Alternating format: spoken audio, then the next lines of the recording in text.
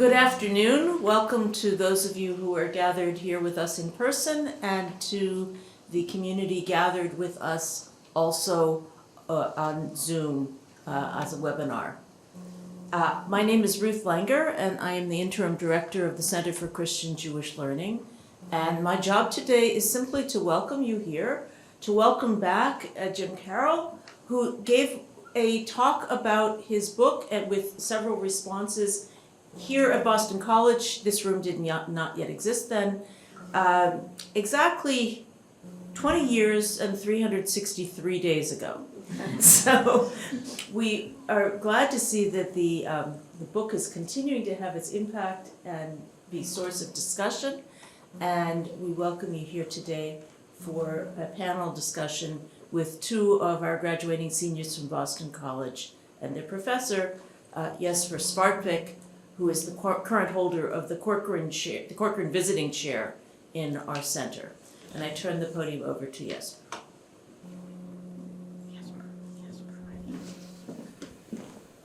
Thank you very much indeed.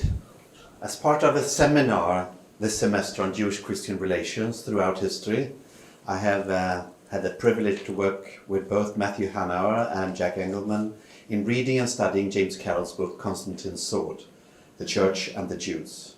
And we are so delighted that the author has accepted our invitation to our center, and we look forward to discussing the book with him. My students have gathered a list of thematic questions regarding the text, designed to reflect on the progression of Jewish-Christian relations throughout history, how they have changed in the 2 decades since the book first came out.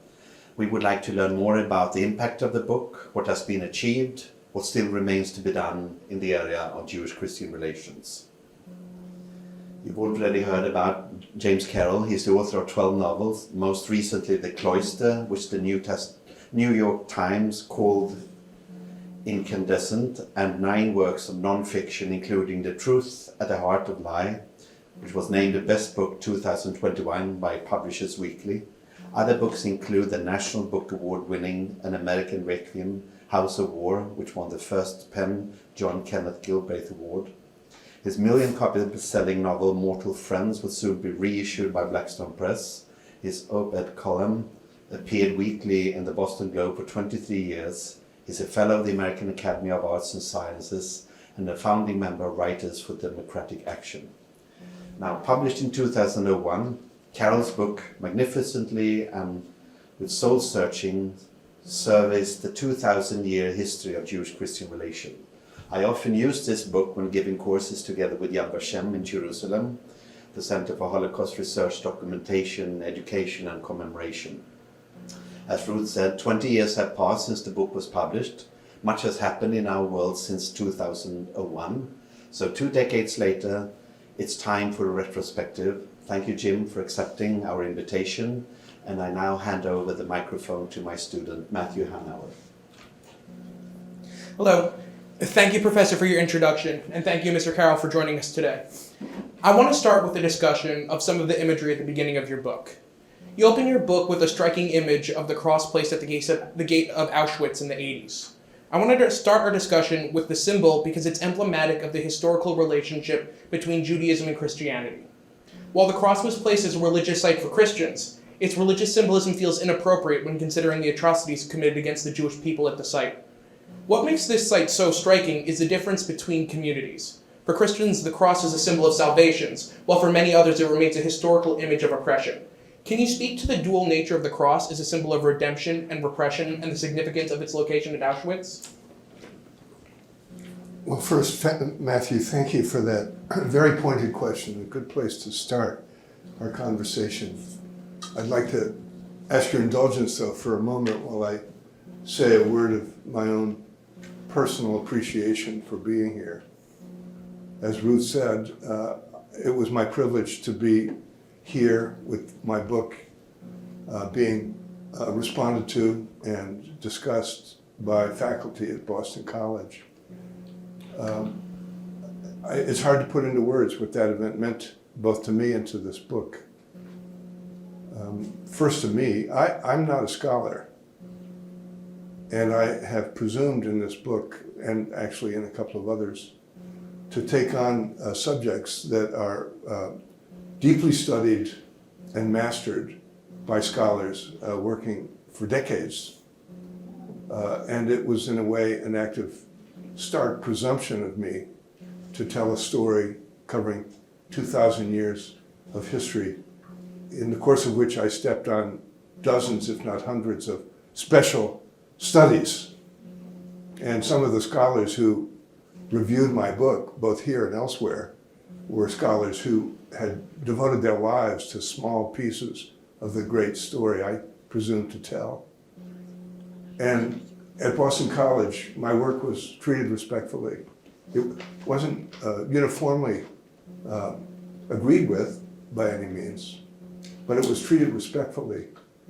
And that event itself offered a kind of imprimatur on the book at a time when it actually still needed it.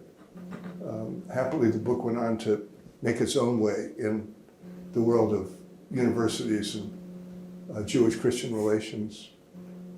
But at the time, it's a difficult subject and a painful subject, especially for us Christians, and in a particular way, perhaps, for us Catholics.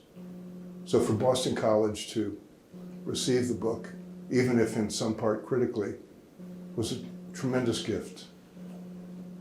And to have that happen under the sponsorship of the Center for Jewish Christian Learning, which is one of the pioneer institutions in Jewish Christian reconciliation here, was especially important. And my regard for this institution and for Ruth Langer, whom I was privileged to meet for the first time back then, but whose work here all these years since is its own monument. Well, it's just a great, deep pleasure to be here. And now to be in conversation with two powerful representatives of the next generation of people grappling with this problem is a special pleasure.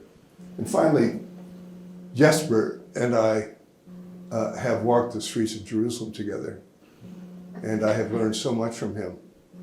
It's a great pleasure to be reunited with you, Jesper. Thank you so much. Matthew, your great question.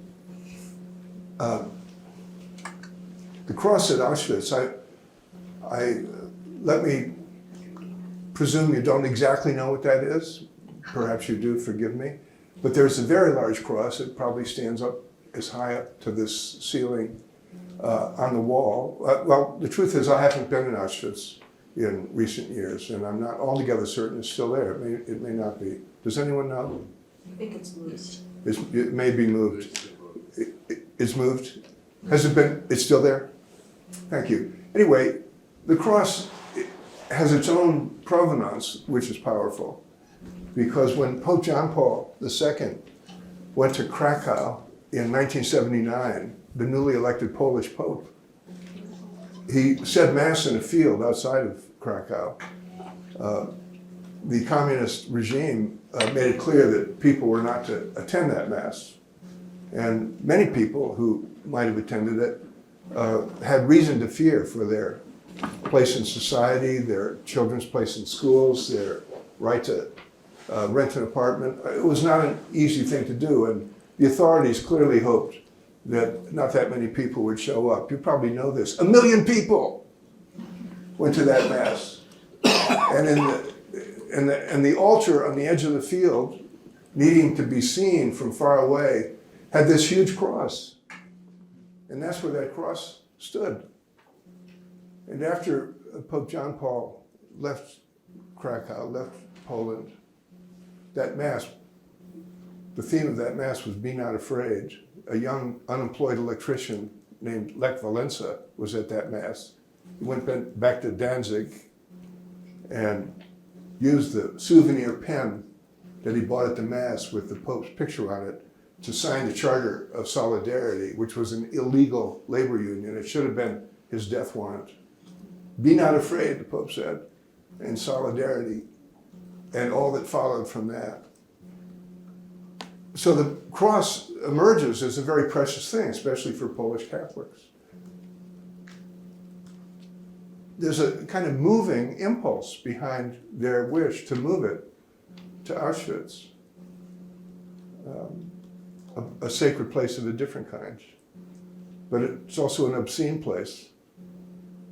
And the obscenity of it, in a way, was deleted by the presence of the cross. Because for us Christians, the cross is a signal of redemption and ultimately a sign of God's love. That's how we read that cross, the way, beginning with St. Paul, the cross is turned upside down as a kind of symbol, not of execution and death, hatred and violence, a symbol of no greater love has a person than to lay down his life for his friends.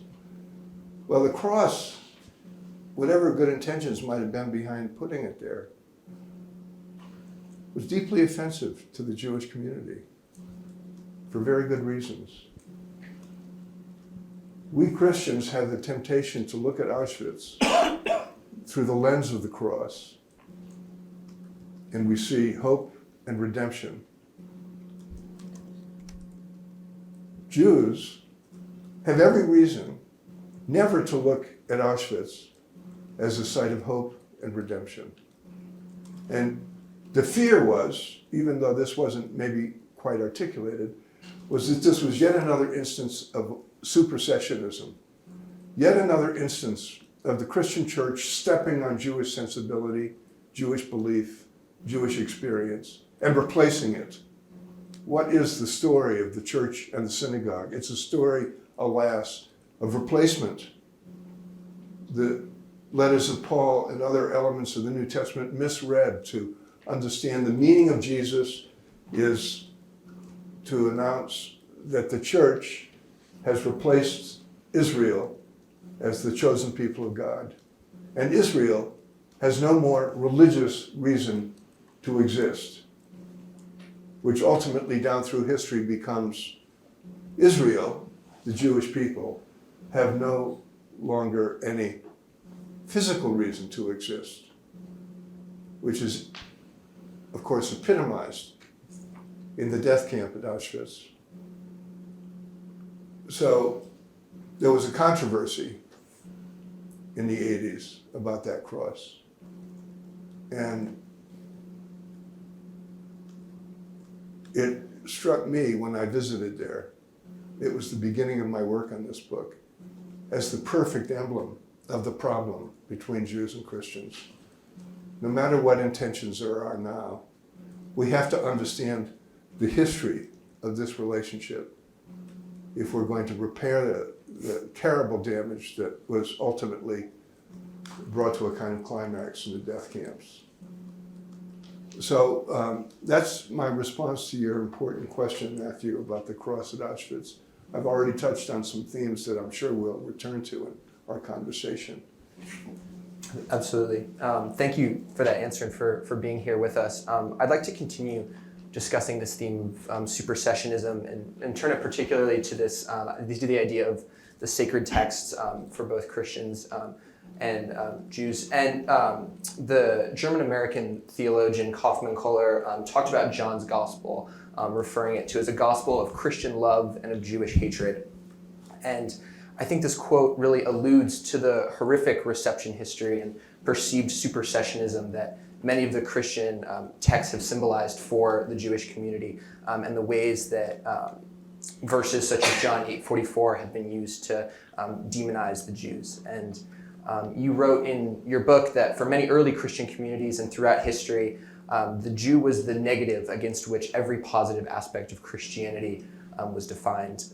Could you talk a little bit about the significance and importance of overcoming this understanding and this supersessionist tendencies in terms of moving forward for Christian-Jewish relations and understanding? Thanks for that, Jack. Potent question, full of implication. I hope I can be worthy of it with just a couple of points, and we'll keep the conversation going. Your reference to supersessionism, just remember what the Latin root of supersessionism is. To sit upon. To sit upon. The church sits upon the synagogue. The Gospel of John is, of course, as I'm sure you know, the epitome of the problem of the Christian memory. The lethal verse to which you referred is the one in which the author of the book of John puts into the mouth of Jesus the words that the Jews are the children of Satan. It's a blatant demonizing of the Jewish people that stands out from even many of the other negative things said about Jews in the New Testament. But I made a reference before to the importance of history and of understanding where the history comes from. That's the point of, isn't it, Ruth, of Jewish Christian learning. The learning is, where did we get these ideas and how did they begin to have this power over us? Well, let me just say for a couple of minutes something I know you all already know, but this is the context within which to have this conversation. The Gospel of John tells the story of Jesus from a theological point of view, and Christians read that gospel as we read all the Gospels, speaking generally, as if they're eyewitness accounts. And everyone here knows that's not the case. But the chronology is very, very important. It opens our brain. We have to constantly return to the chronology of history. Jesus died in about the year 30. For the decades after his death, the people who loved him, or as Josephus says, the people who could not let go of their affection for him, gathered in groups and did what Jews did. They remembered him with reference to the texts of the Jewish tradition. So they read the Psalms and other books of what Christians would eventually call the Old Testament. The texts of the Jewish tradition. They gathered, they sang, they prayed, and they read the texts. And in the course of that reading, praying, gathering, in the years, the decades, the 40s, the 50s, the 60s, the 70s, they began to shape a story that was partly made up of what they remembered. Some of them had been eyewitnesses to the life of Jesus. It was also made up of elements that were coming from those Jewish texts. And it was also coming from the natural human impulse to shape a narrative with a beginning, a middle, and an end. And it seemed to make great sense that the shape of this narrative would be formed around what Christians call the Passion, what was just celebrated in the Christian rituals of Holy Week. The events of Holy Week are the climax of this story, and the story is told as a journey toward that set of events. The death of Jesus was the problem. There were two problems. The first was, Jesus might be the one to save us. Jesus might be the one to fulfill our Jewish expectations, fulfill the hope that we've seen living in Jewish texts and narratives down through the centuries. And he wasn't. Instead, he was brutally murdered and cast into a ditch. How could that happen? So the story begins with that crushing disappointment. And in those years after the death of Jesus, they shaped a narrative. We Christians think of this as somehow inspired by the Holy Spirit, but they shaped a narrative to account for that disappointment. And in shaping that narrative, especially with the genius of that one particular writer, Paul, they understood Jesus as ushering in the end time of history, which was also part of a certain stream of Jewish expectation. And the end time of history meant the fulfillment of human hope. And that was Jesus. The second disappointment, you might say crisis, comes when, hello, Jesus doesn't return. Paul's early letters reflect an expectation that the Lord, Jesus, is coming back to fulfill history. And the great thing about the coming back in Jewish expectation, Isaiah, is that at the end of history, all people, all the nations will worship the Lord, not as Jews, but with Jews. And that's the key to Paul's openness to all nations. It's not an anti-Jewish openness. It's a fulfillment of history, Jewish openness. And the second crisis comes, of course, when, hello, Jesus doesn't come. Well, that's a long way around to the Gospel of John. Jesus dies in 30. The first Gospel is written down in about the year 70. So after that period of composing the story. The other Gospels, Matthew, Luke, and John, are written down in the subsequent 3 decades. This is not, I don't mean to be understood as speaking precisely, but these are about the years. And John is the last of the 4 Gospels. Well, what else is going on then? The importance of history.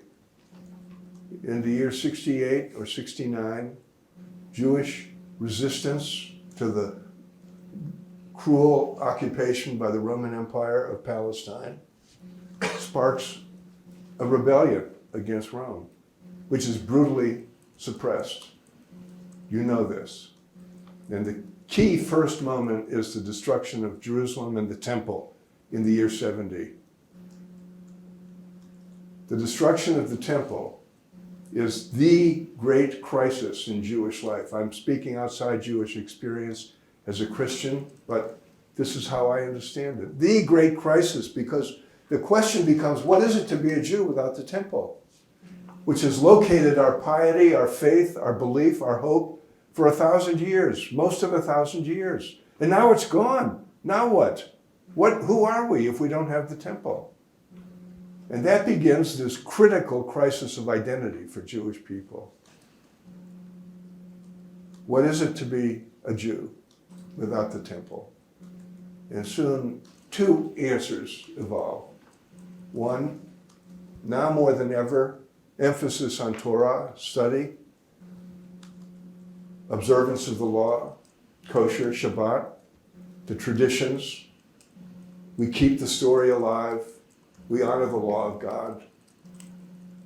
We embody the temple in the temple of Shabbat and observance. The rabbis, again, speaking outside the tradition. The other answer, now the new temple is Jesus himself and our memory of him. In John, destroy this temple, and in 3 days it will be lifted up. That's Jesus. Jesus is the temple. So one group of Jews, the temple is Torah, Shabbat. The other group of Jews, the temple is Jesus. That Roman war is the key element in this history. The Roman war begins in about 70 and runs intermittently until about the year 135 in 3 distinct phases. And in the course of those years, the Romans murder, kill hundreds of thousands, perhaps more than 1 million. It's not clear. The ancient historians put the number sometimes at 1 million, 2 million even, Jews. We know that there was something that it could be experienced as a kind of genocide in this period. The Roman war stimulated a civil war among the Jews, as often happens. One Jewish group turning against another. The rabbis, the Jesus people. All Jews arguing polemically over what it is to be a Jew. And one side of that argument is captured in the gospel stories, which were written down exactly now, between 70 and 100 or 110. To read the Gospels, the New Testament, without reference to the Roman war is like reading the diary of a young girl, Anne Frank, without reference to the Nazi roundup of Jews in the streets of Amsterdam. We Christians have no memory of the Roman war. It's not part of our history. So much so that we can remember Pilate as a figure of benign concern for Jesus, whose hand is forced by the Jews to put him to death.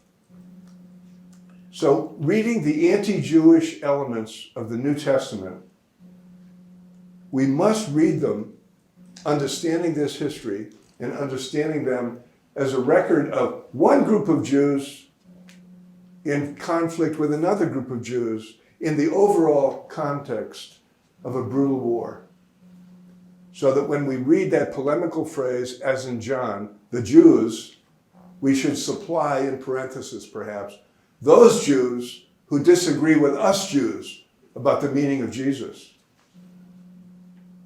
And the ferocity that we see in John by the year 100 is a signal of how polemical the argument has gotten over those decades, which is why the most anti-Jewish text is the oldest, the one that has evolved in this period of this conflict. Now, this is a very general and generalized summary, and scholars among you could challenge me in some elements of it, perhaps, I'm not sure. But this is the picture of why in John, Jesus is remembered as demonizing the Jews. And it's the beginning of the tragedy. I want to continue on this path by transitioning to the Synoptic Gospels that provide a more biographical narrative of Jesus and the early Jesus movement. In these texts, we see Jesus discussing issues that are relevant to Jews, and among them groups such as the Pharisees and the Sadducees. And with historical considerations, these teachings of Jesus were likely framed as an intra-Jewish theological discussion. In light of these historical considerations, what does the Jewish nature of Jesus really mean to you? And how do these new understandings contextualize him within this community? Well, that question perfectly elaborates the point that I'm struggling to make. And you do it with more clarity, so I appreciate it. So Matthew, Mark, and Luke, the synoptics, the Gospels that share common sources in that story, the inventions of that story, which is why they share elements of the narrative.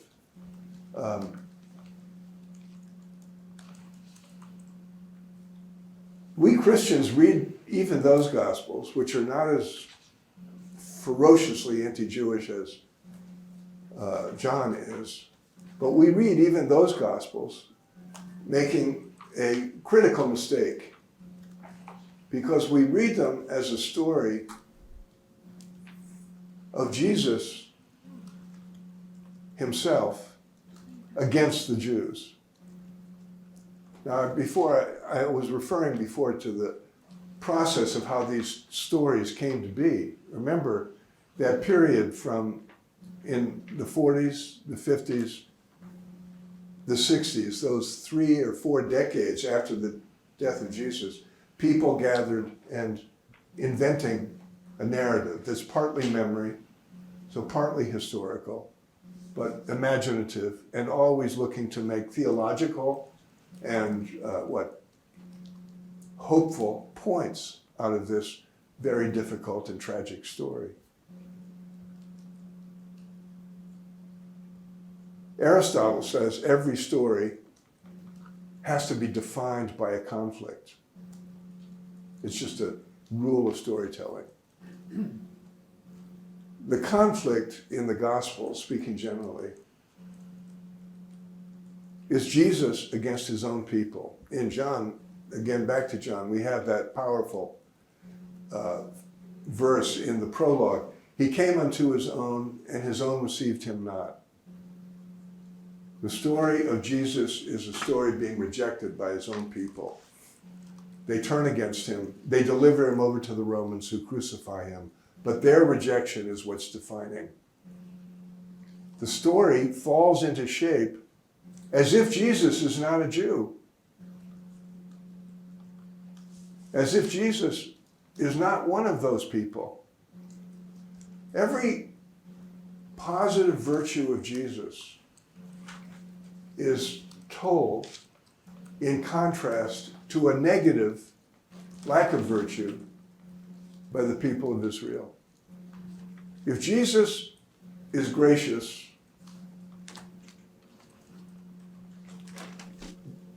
the people Israel is stingy, law obsessed. If Jesus is egalitarian toward women, the Jewish people are patriarchal and women are treated as second-class citizens. If Jesus is emphasizing love, the Jewish people emphasize law. You see what's going on here? There's a structure of conflict.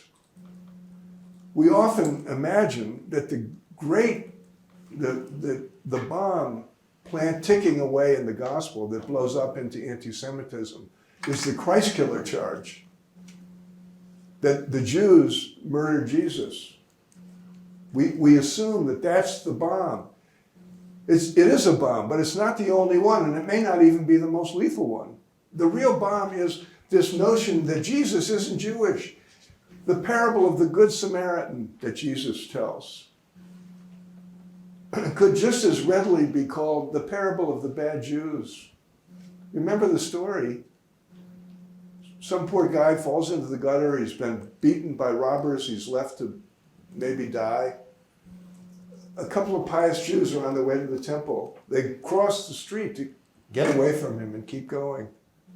A Samaritan, somebody who's from away, from apart, not a temple goer, not a Jew really in the shape of the story, takes him to the inn, cares for him, is loving to him.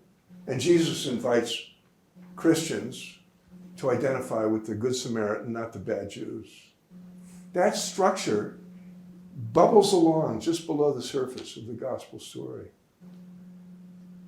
And it's a result of two things. One, the way the story is written, when it's written, when there's an argument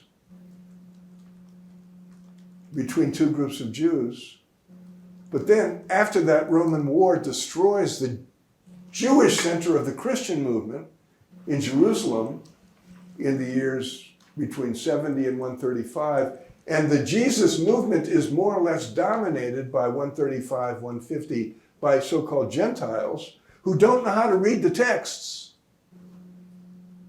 They read the text as if Jesus isn't Jewish. What religion was Jesus? I don't know if it still happens here, but I remember a professor in the conversation we had, Ruth, 20 years ago, telling the story of how he used to begin his BC religion classes or theology classes by asking people a number of questions to see what their religious education amounted to.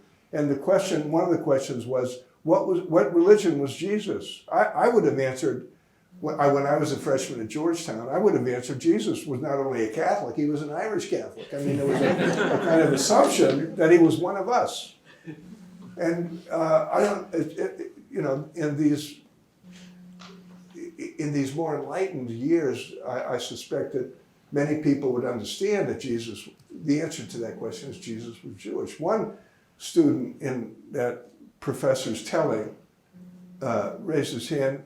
One of the other questions in that survey was, what religion were the Romans? I don't know if you remember this, Ruth, but the professor said they were discussing it, the student raised his hand and said, well, the Romans killed Jesus, right? And the professor said yes, and he was pleased that the student knew that the Romans had killed Jesus, not the Jews. And the professor said, yes, that's right, the Romans killed Jesus. To which the student said, well, then they were Jews. Jesus was a Jew, period. If Christians hadn't forgotten that, for these historical contingent reasons, not bad will, the way history happened, if Christians hadn't forgotten that, the history of the last 2,000 years would be very different. Thank you. Yeah, continuing our, I guess, sort of backwards chronology through the Christian text, I'd like to bring up the figure of Paul, who you've alluded to already, but who is someone who has historically been very guilty of supersessionism, or interpreted as superseding the Jewish law in his proselytizing of the Gentiles. And in your book, you described yourself as having a really strong personal affinity for Paul's theology. And I'm wondering if you could just speak a little bit on how you personally have reconciled Paul's perceived supersessionist tendencies, and talk a little bit about maybe recent attempts to contextualize him within a more pluralistic understanding. It's another great question, Jack.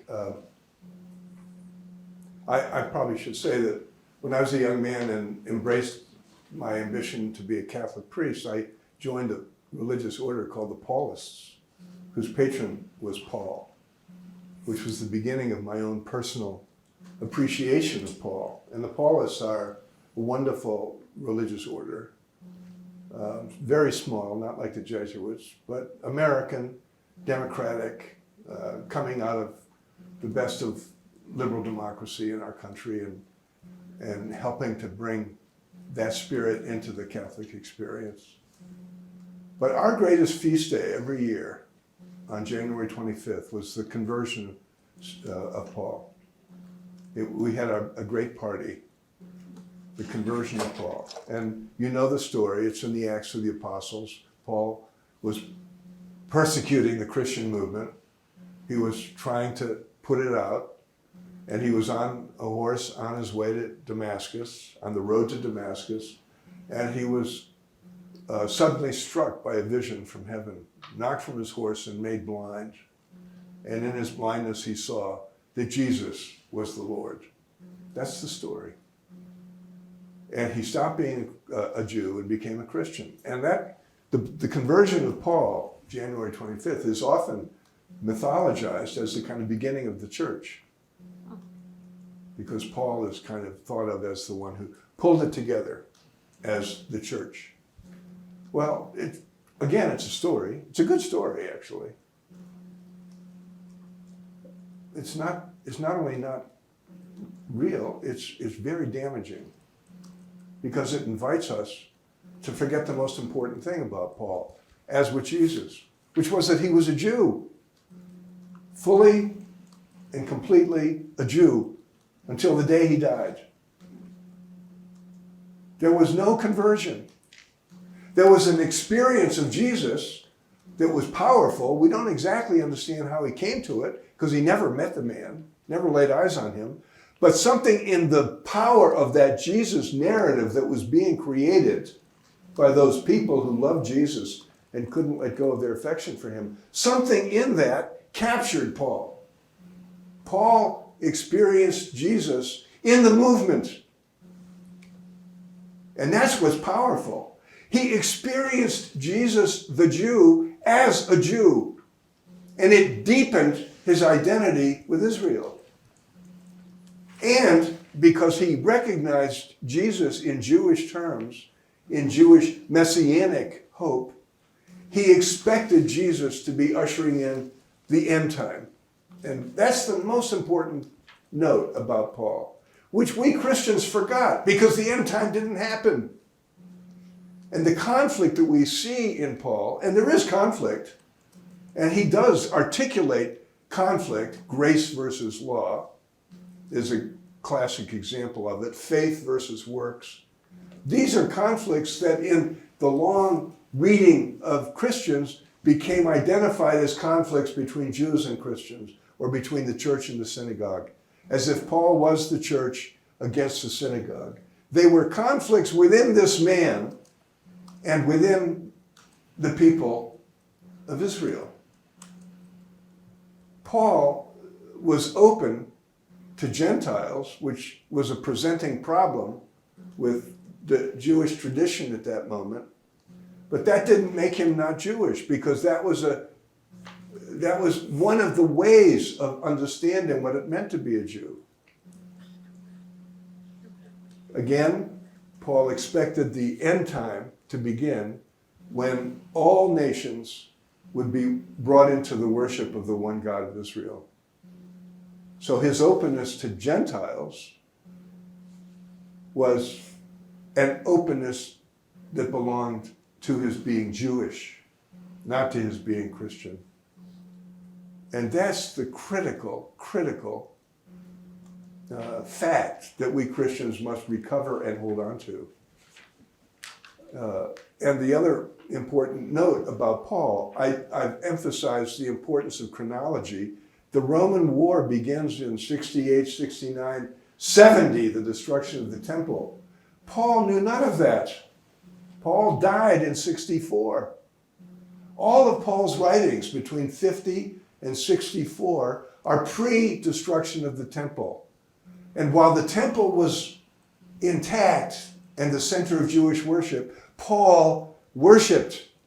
In fact, the Acts of the Apostles describes his last days as being defined by his going to the temple and honoring it. Paul was a temple-going Jew, even at the end, even after his conversion. There was no conversion. So once we see this, what we get back to is an invitation to the real meaning, not so much of Jesus, but of who the God of Israel is, whom Jesus preached and whom Paul is preaching. They are preaching the God of Israel, who is not the God of judgment and law versus the God of mercy and love. No, the mercy and love is the God of Israel, as much as judgment and law is the God of Israel. In the one God, there are not these conflicts. Jesus is not preaching himself. And Paul, in lifting up Jesus, is preaching the God of Israel. Jesus was a Jew. Paul was a Jew. It seems so obvious, but we Christians still are at the mercy of an imagination that sees it otherwise. Matthew, over to you. You guys have done some serious thinking about these questions, and I appreciate it. At the end, we're going to give you a special round of applause, right? Go for it. I want to transition now from biblical to historical circumstance. Throughout the book, we see how the theology and political ideology of the given day intertwine and help shape each other. For example, with Constantine, you discuss how his support of Christianity was likely a political maneuver to create a firm support base, and the ecumenical counter sponsored by Constantine were a way to help unify his support base. Could you speak on how the intertwined ideologies of politics and religion were used to oppress Jews and further both anti-Jewish and anti-Semitic theology? Wow, let's see, Matt, how do I do this without getting into another one of my ranting, talking session things here? Forgive me for going on, folks. But the big underlying your large question is this important one about politics and religion. And we have a kind of post-Enlightenment assumption that you can separate the two, as if religion is over here and politics is over here. Obviously, living in the United States of America in the 21st century, we know that's not true. But it used to be often said, and leave my politics out of my religion. Don't bring religion into my politics. No. And the classic instance of this is the story of Constantine, the Roman emperor, who, you recall, becomes the emperor in the early 4th century, 304, something like that. And the story, again, it's a story, and historians unpack the stories to try to understand as much as we can what was going on really. So Constantine is from the hinterlands in the north of Europe. He's born in Trier, Germany, not far from the Rhine. The wilderness, really. I mean, the far edge of the Roman frontier. His father is the ruler, one of the 4 rulers of the Roman Empire, which at that point has been split into 4 subsections. Constantine's motive, when he replaces his father as a young man, is to reunite the empire. And he begins a journey from the north of Europe down gradually through Gaul, through what we think of as France, into Italy, and over a period of 15 or 20 years, he has to take on the armies of the competing emperors. And he does it. And finally, in 324 or so, he has his last conquest over the emperor who presides over the eastern edge of the empire on the other side of the Bosphorus, into the Levant, into what we think of as Palestine. How did Constantine do it? How did he do it? Well, brutal warfare was part of it, of course. But there was a genius, and I don't want to say this as if I know there wasn't some element of authentic piety involved, but there was a genius embrace of a small minority religious movement in the empire, Christianity, the Christian people. Christians and Jews each amounted for something like 10% of the population of the Roman Empire. It's not clear what the numbers are, but that's a good guess. And you know the story. Constantine has a vision on the eve of the great climactic battle is when he's charging against Rome, against his rival who's in Rome. And if he can take Rome, his goal of taking the empire is largely achieved. And the story is that the night before the battle, he had a vision, a mystical vision. And he saw in the sky a cross. And under the cross was the legend, "In this sign you will conquer." And the story is that the next morning, he called his leaders together and ordered them to gather all the men and to tell them to take their spears and smaller swords and shape them into the sign of the cross before going into battle. And they went into battle, they crossed the Tiber, they took on the enemy, the emperor who controlled the city of Rome, and they won. And the story is they were not supposed to win. They were outnumbered, outgunned, outmanned. It was an amazing victory. And the victory was credited not to the sun god, not to one of the other gods of Rome. It was credited to the one who had died on the cross, doing two things: elevating the Christians and the Christian movement, and elevating the death of Jesus as a central symbol. Because until then, the cross was not a central symbol. Christians, you know about the catacombs. When you go into the catacombs, those caves and tunnels below the streets of Rome, because Christians gathered there, especially in times of persecution, hid there, buried their dead there, worshiped there, prayed there. The place is full of Christian symbols. The fish, images of the shepherd, images of the loaf of bread or the cup, and some images of the monogram of Jesus, the XP as we think of it, the key rho, which are the first two letters of the word Christ. What don't you find on the catacombs? No crosses. The cross was not a vivid, valued Christian symbol. Constantine elevated the cross, bringing the death of Jesus closer to the center of the Christian imagination. It worked. The minority of Christians, the minority element of the Roman Empire who were Christians, rallied to Constantine. And from then on, he could count on Christians as an important base in his political agenda. And when he finally took over control of the empire, replacing the four regions with himself as the sole emperor, his big problem then was, how in the world do you unify this vast population of people stretching from the Rhine all the way to the Nile? How do you unify them? There are dozens of different languages, dozens of different pieties, dozens and dozens of different cults, of political entities. What could possibly bring them together? The amazing thing is he did it. And he did it by elevating and ritualizing and mythologizing Christian belief. And that had a political impact, his control of the empire, and it had a religious impact. Because as Christianity had developed in those first 300 years, it developed with a diversity of belief and practice around the Roman Empire. So Christians in Ephesus had their particular traditions and ways of understanding who Jesus was. Christians in Alexandria, had their particular ways. Christians in Rome, Christians in Gaul, wherever they were, they had developed independently. There were things they held in common, for sure.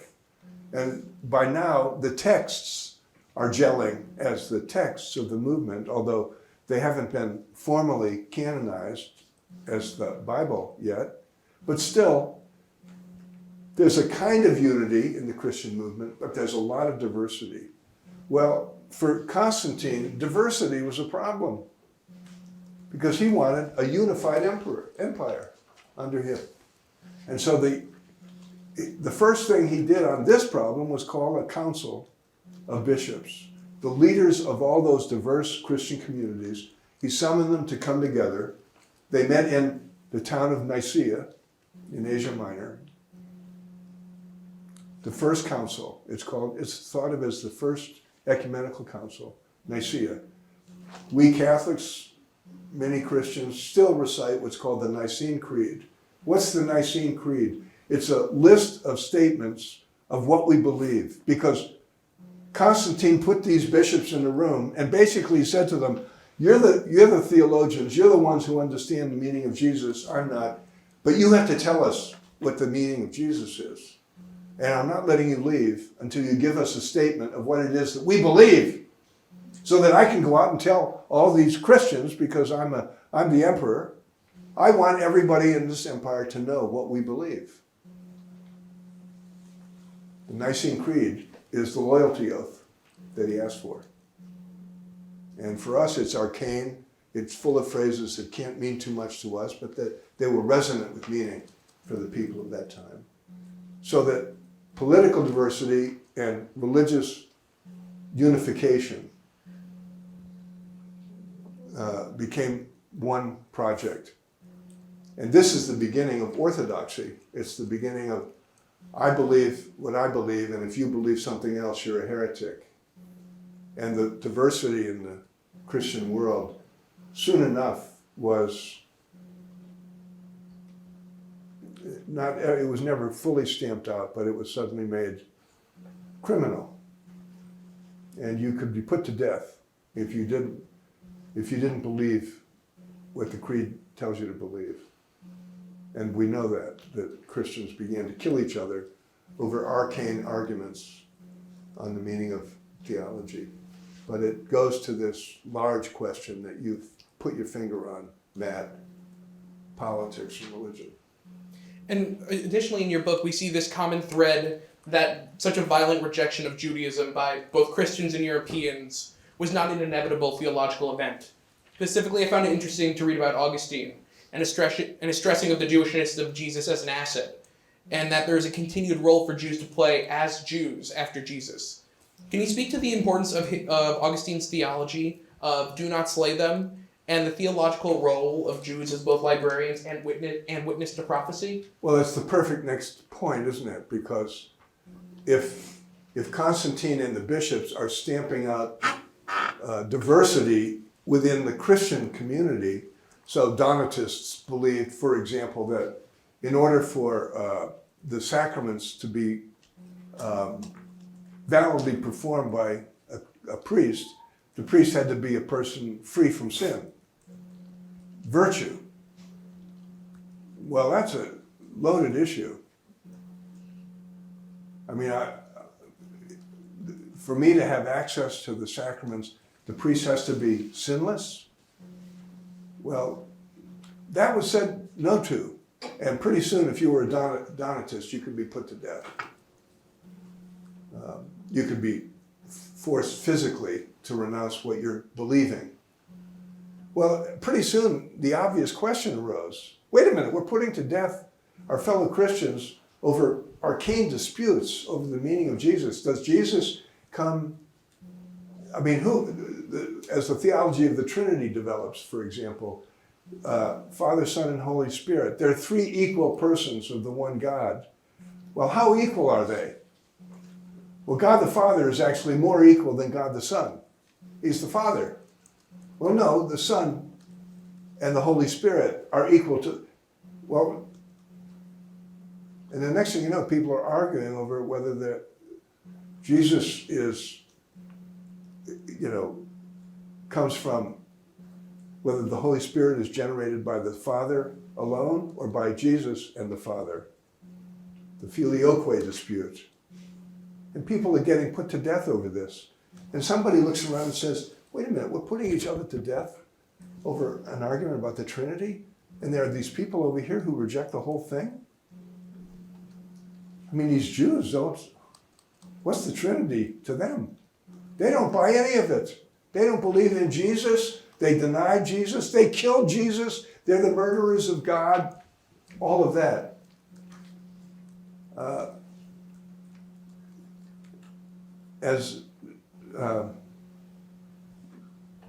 One Jewish sage said,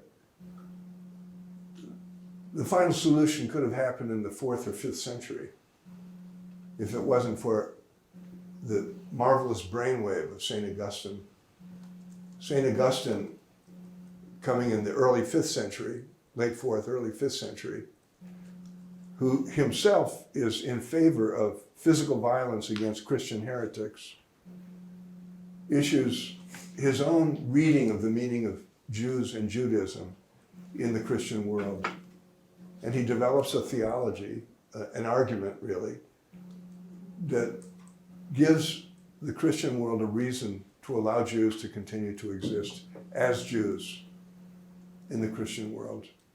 And it's a kind of arcane theological argument, but it works. And Augustine gave Christians a reason to allow Jews to survive in the world that they were otherwise radically unifying. And the reason was, we Christians base what we believe on Jesus because he's as the fulfillment of Jewish expectation. We can't understand the meaning of Jesus if we don't understand how the Jewish people had been longing for the Messiah for centuries before he came. And we know that Jesus is the Messiah because in his life, he fulfills the prophecies that were made by the Jewish prophets of old. The Jewish people live in Christendom as the custodians of those prophecies. You make reference to their being called the librarians. They protect the books on which Christian faith depends. We need the ongoing witness of Jews among us. So Jews must survive. Augustine quotes a psalm powerfully to say, do not slay them. Do not slay them. There were plenty of people who would have slain the Jews then, including the emperor. Do not slay them. Jews must be allowed to survive. But there was a catch in Augustine's theology. They must be allowed to survive, but they must never thrive. And the reason for that is they also witness the truth of our claims for Jesus by the misery of their lives among us. So if you want to see the proof that what we believe is true, look how miserable the Jews are who reject what we believe. Hence they're being condemned to being the wandering people, never at home in Jerusalem, never to survive and thrive as people who in their lives seem to merit comfort, success. So this double-edged sword in Augustine, Jews must be allowed to survive, but never to thrive, becomes a kind of curse down through the centuries. And it plays out when, for example, popes defend Jews from attack and insist, do not slay them. But popes continue to preach the denigrating theology of Jewish rejection that underwrites the impulse Christians have to attack them, especially when Jews presume to thrive, which is why Jewish thriving has an undercurrent of threat in the Christian imagination. And that brings us to the present day, but there's this thread that is tied to Augustine. So, how are we doing? Fantastic. Are we on the same page here? Absolutely. Yeah. Kind of looking at this idea of punishment and atonement, I'd like to spend a couple moments talking about the respective Christologies that were expressed by St. Anselm of Canterbury and Peter Abelard. And you discuss the respective merits of each in your book, but it seems to me that you express a clear preference for Abelard over the more punitive and ostracizing theories of Anselm. Can you talk a little bit about why you see Abelard's theories as so valuable for interreligious dialogue and how he kind of goes about correcting this historical narrative? Another important rung in the ladder.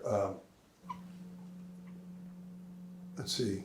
So we have this movement coming through the centuries. Antagonism between Jewish people and Jesus people evolves into something more lethal even once the empire becomes the church and once Christian claims are pressed against Jewish people with the power of the state. And then through the centuries, there becomes a kind of, after that ambiguous formula of Augustine's, there comes this kind of modus vivendi, way of living together, in which Jews do not thrive. In those periods of the 7th, 8th, 9th century, of course, mistakenly referred to often as the Dark Ages, but still a great time of transition in Western culture from the ancient world to the medieval world. And when Europe begins to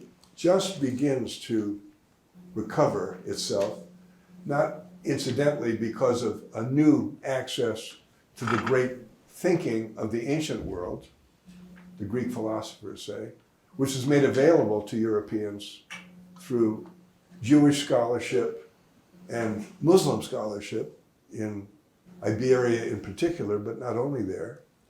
And as European Christian thinkers have access to Aristotle, Plato, the classics, a kind of renaissance begins. And that is reflected in the arrival of Anselm of Canterbury, who's thought of as an English person, Anselm of Canterbury, as if he's the first bishop of Canterbury. Well, he was, but he was Italian, Anselmo.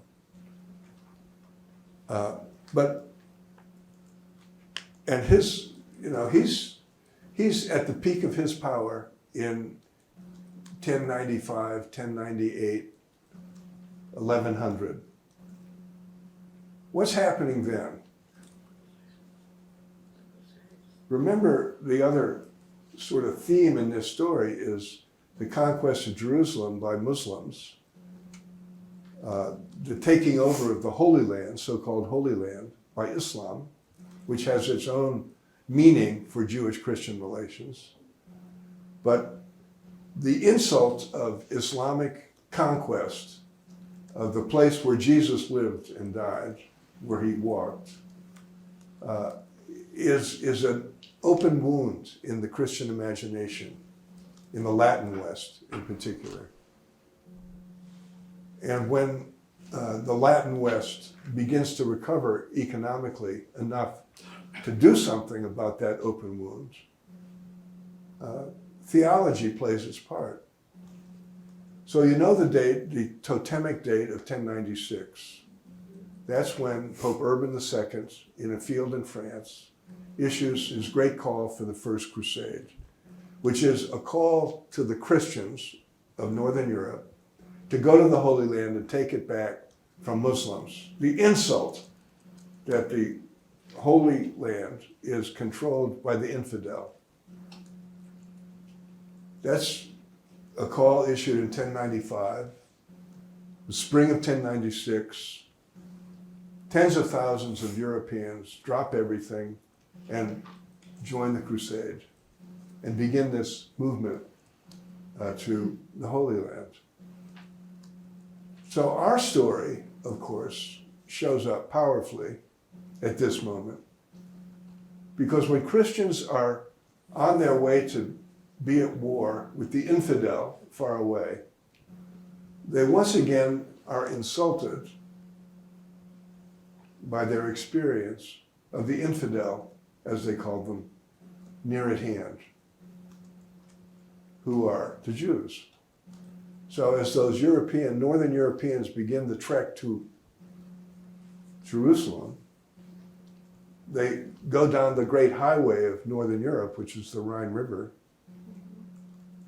And along the Rhine River are Jewish settlements, where Jews have presumed to what?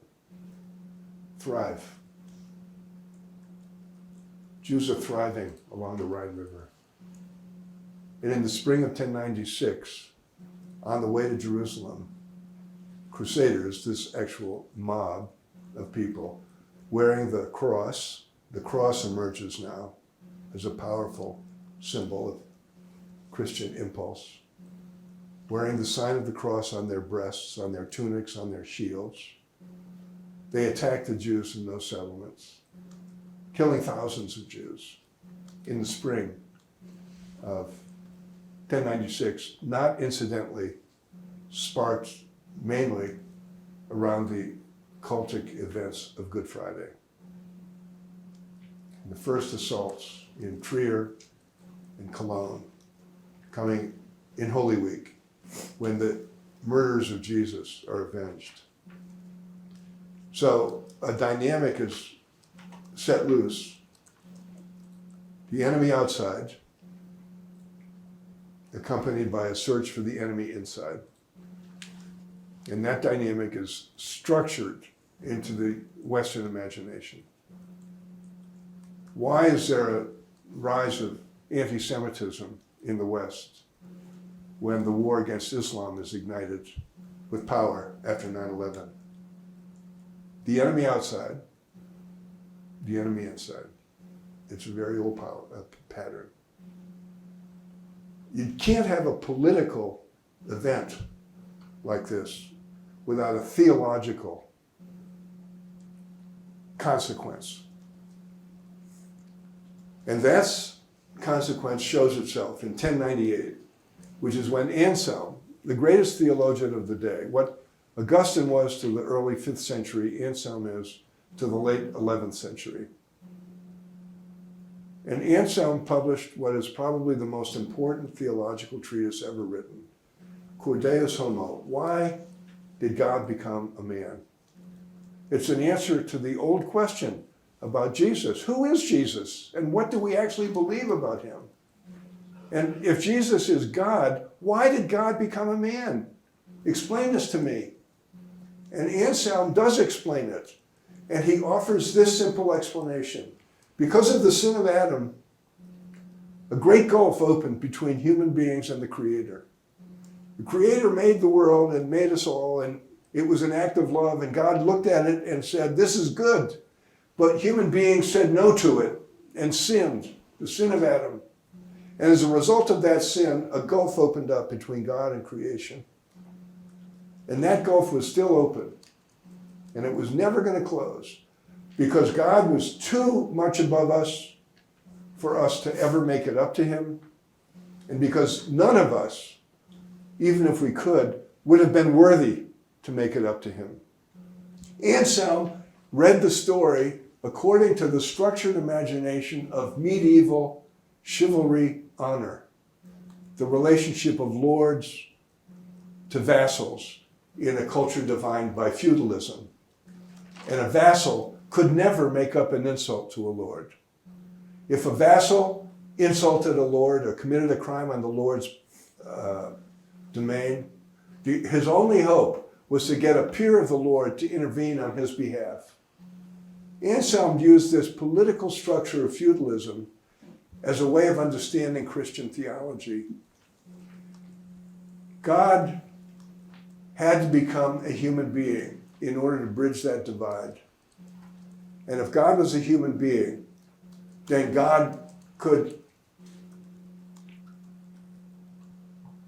God could overcome the wound of dishonor. But in order for that to happen, the mediator had to be human also. So God had to become a human being. And as a God-man, he was capable of bringing both elements together and achieving reconciliation. But in order to do that, he had to die the violent death of the crucifixion.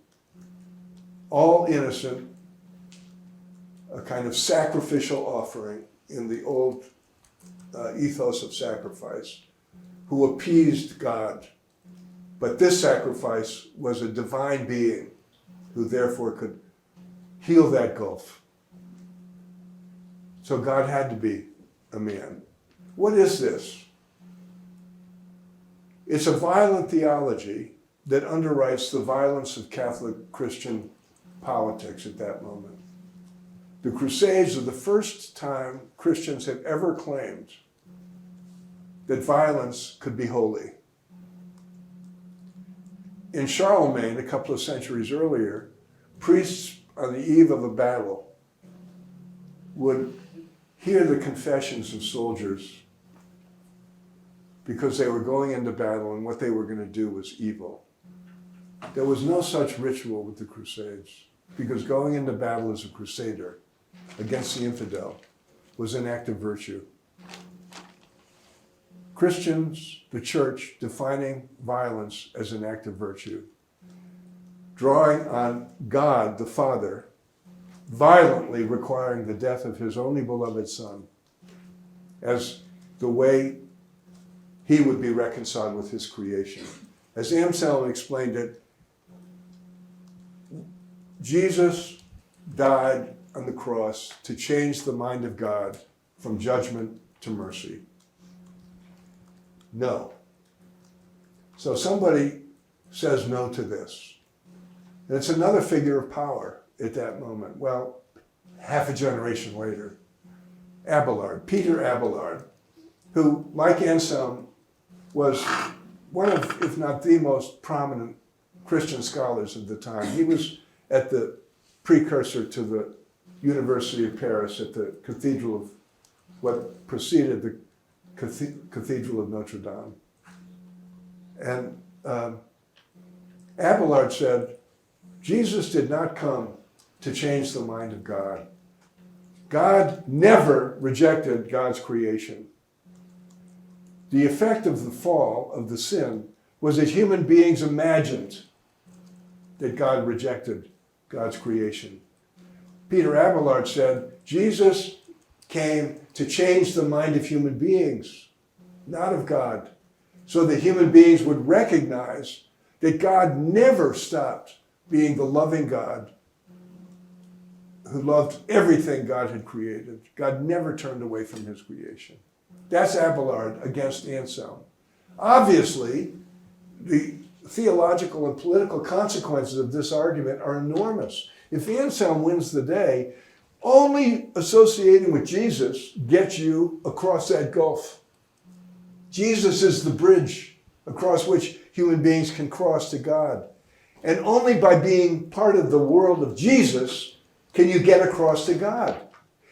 Therefore, there is no salvation apart from Jesus, which quickly becomes there is no salvation apart from the church, because you can't have access to Jesus without the church.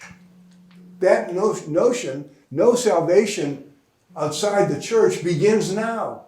There is no salvation outside Jesus. It begins now. The cross is the great redeeming symbol. It begins now. Abelard says no. God loves what God creates. There is no need for a bridge. The difference for Jewish-Christian relations is obvious. The difference for relations between Christians and all other believers or non-believers is obvious. And we're living in the period when the Christian world, the Christian churches, are trying to recover from Anselm. You referred to The Road Not Taken. Constantine's Sword is a series of investigations of forks in the road of history where the story goes one way and it might have gone another. If Abelard had carried the day over against Anselm, we'd be living in a different world. Not just we believers, but Western culture generally. Because this culture of holy violence that is itself a defining negative feature of Western civilization is sanctified here at the Crusades. So the Crusades are an element, a crucial element of this, politics and religion. And of course the Crusades go on for almost 300 years. And by the time that period ends, what we call Christendom, Western culture, has come into full flower. And we're still, even now, trying to recover from it. In consideration of time, I want to fast forward to talking about the church in the 20th century. Sure. As we see during the Shoah, the Catholic Church is both an inactive party in stopping some of the atrocities, and was also a collaborator with the Nazi Party at times. And after these events, we see the Catholic Church releasing documents such as Nostra Aetate and We Remember, in an attempt to turn away from its intolerance of other religions and its history of anti-Judaism. What kind of progress do you feel that these documents make for Jewish-Christian relationships? And do you feel these documents are a good stepping stone for reconciliation between Judaism and Catholicism? Well, the short answer is yes. Really. And it's a crucial point to come to now, Matt. So thank you for that. Because I've been landing again and again on the negative aspects of this history. But this is an important and profoundly positive turn in the story. Alas, it took the Shoah to bring it about. And it's important to understand, at least as I look at it, that the Shoah, the cross at Auschwitz, was the great epiphany. I referred to Aristotle before. Aristotle said that the form of the drama is that you have the conflict, back and forth, builds to a climax in which the meaning of the conflict is revealed and the story goes in a different direction. So,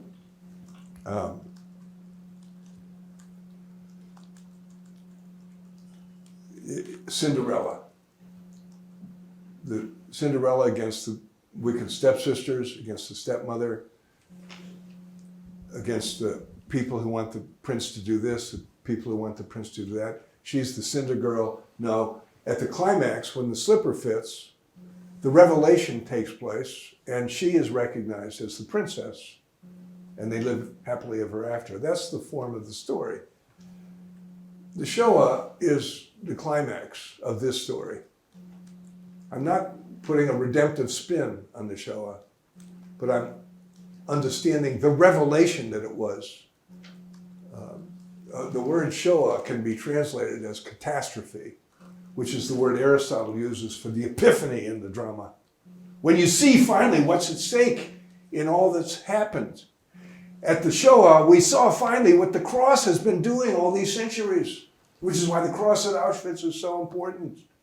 We see the negative consequences of Constantine's embrace of the cross and Anselm's elevation of the cross, both of which are kind of perverse misreadings of St. Paul's turning of the cross into a sign of hope, which is what it remains for those of us who are looking for a way to live with suffering. But when the cross becomes violent and a justification of violence, something terrible has happened, and that's what the Shoah lays bare. And the Catholic Church and the Christian world generally saw that, mainly because of its own failure in relationship to the Shoah, in the figure of John the 23rd and the Second Vatican Council, which is the beginning of my own story. I don't go into my own story, but that's when I embraced my life as a Paulist, just as the council began. And I lived through the revolution of this theology at that moment, and the revolution in the way we must read Scripture, etc., and so on. Nostra Aetate, the Second Vatican Council, officially promulgated in 1965, renounces the Christ killer charge, you know that. Equally important, taking that other problem, it affirms the ongoing permanence of the covenant God has made with Israel. And in those two affirmations, for all of the other things that Nostra Aetate might have been, and it falls short in important ways, but for all of that, this is the most important change in Christian theology ever to take place, in my view. The most important.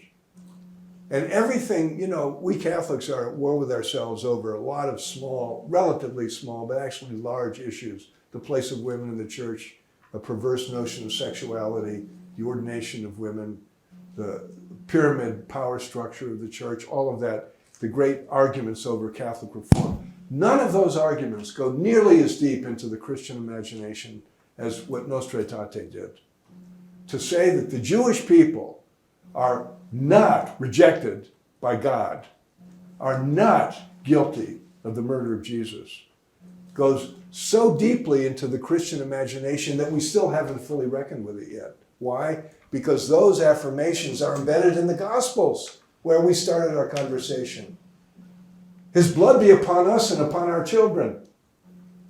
Every Holy Week, last month, or 3 weeks ago, Christians heard that preached again. And we haven't reckoned with it fully yet. We haven't learned yet how to preach the anti-Jewish texts of the New Testament against themselves. We haven't learned how to hear the anti-Jewish texts, we Christians, as if we're Jews. And as long as that's true, there's still this bubbling energy, this bubbling source of anti-Jewishness and anti-Semitism. So Nostra Aetate is an important beginning of the change. It's been followed up with important, Ruth could tell you more than I could, but with important educational and theological statements since then. Most importantly, in my view, Pope Francis's renunciation in December a few years ago of the Christian mission to convert the Jews. Pope Francis said no to that, no more converting the Jews. So there's been a tremendous turnaround. It's not finished. This has been a remarkably rich conversation, and we are so very grateful. We said that we would end at 6:30 Boston time, and in my introduction I said we would like to learn more about the impact of the book, what has been achieved and what still remains to be done in Jewish-Christian relations. We have a number of questions. I was thinking of just choosing one because that touches upon this. It's from Phil Cunningham in Philadelphia, and he says, "Hi Jim, if you were writing a second edition of or an afterword to Constantine's sword today, what might you say about developments in the Catholic community regarding Jews since the book was published in 2001? And that connects to what you just referred to. I welcome the chance to greet Philip Cunningham, who's a prophet in this world of Jewish-Christian reconciliation. There are a few Christians who've done more than Philip Cunningham has to advance the Jewish-Christian dialogue. So, greetings to you, Phil. If I were writing that book today, I would be much more emphatic on the importance exactly of what's going on here at BC, of Christian education.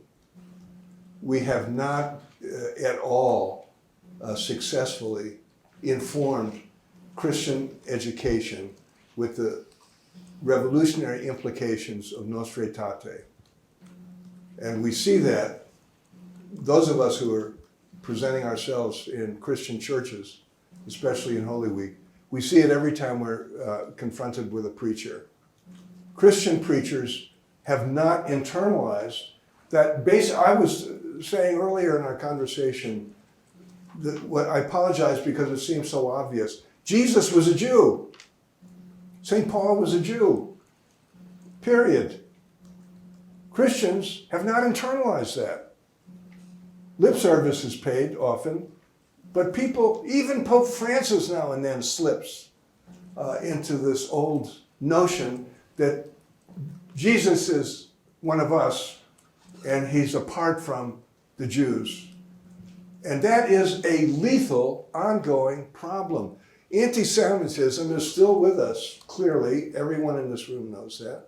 And part of the reason it is because Christian education is failing miserably to reckon with our texts and the history that produced them. I said it before. The war the Romans waged against the Jewish people defines this story.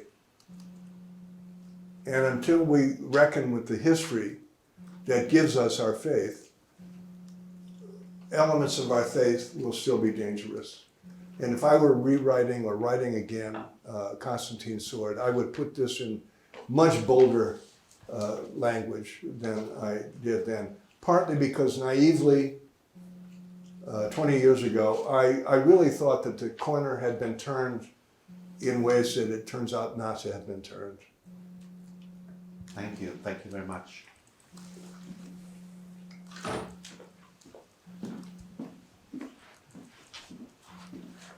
I have to conclude by pointing out that, yes, you're turning to Phil Cunningham's question, means that 2 of the 3 of us who responded to your book almost 21 years ago was myself, Phil, and Robert Imbelli, who's no longer in our department, no longer at Boston College.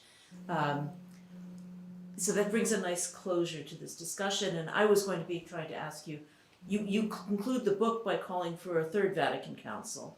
And from what you said just now, it looks like you might be have modified that also as well. But that's a whole other discussion. So with that, we thank you very, very much. We thank Matt and Jack for their hard work, not only in the course of the semester, but in putting together a really fine program for us today. And to Jesper for convening that class also. So thank you very much. And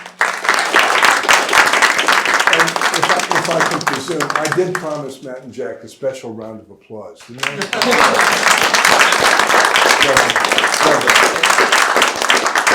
Thank you all so much. Peace.